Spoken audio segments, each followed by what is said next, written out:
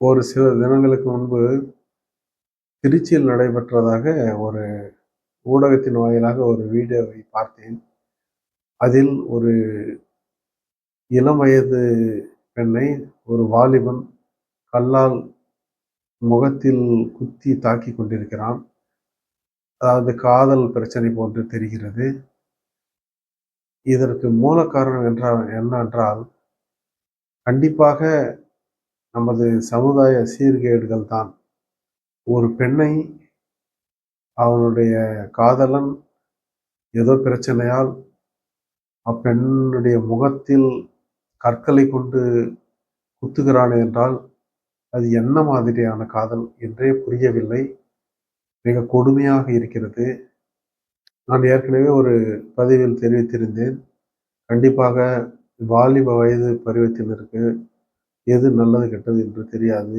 அதனால் மனைவி, கணவன், காதலன், காதலியை தேர்ந்தெடுத்துக் கொள்ளாதீர்கள் நீங்களாகவே.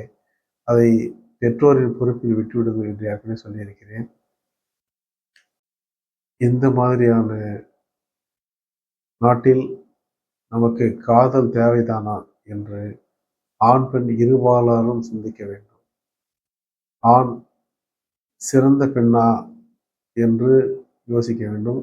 ஒரு பெண் இவன் சிறந்த ஆண்மகனாக நமது காதலனாக இருப்பானா என்று யோசிக்க வேண்டியதாக இருக்கிறது. இந்த பொறுப்புகளை ஏன் நீங்கள் சுமக்கிறீர்கள்?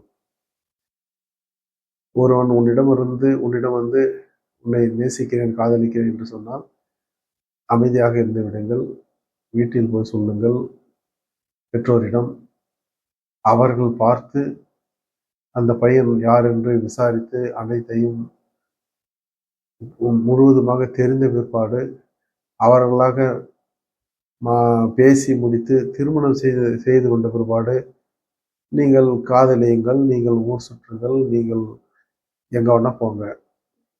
அதுக்கு முன்னாடி இந்த மாதிரி பிரச்சனைகள்லாம் ஏன் வச்சுக்கிறீங்க? ஏன்னா பல விதமான பிரச்சனைகள் நாட்டுல நடக்குது. எவன் நல்லவன் கெட்டவன் தெரியல. எந்த பொண்ணு நல்ல பொண்ணு எதுன்னு தெரியல. இந்த மாதிரி சுமைகளை எல்லாம் இழுத்து போட்டுக் கொள்ளாதீர்கள். இந்த மாதிரி சமூக சீர்கேடுகள் முழுவதுமாக நம்மால் தான் நடக்கிறது.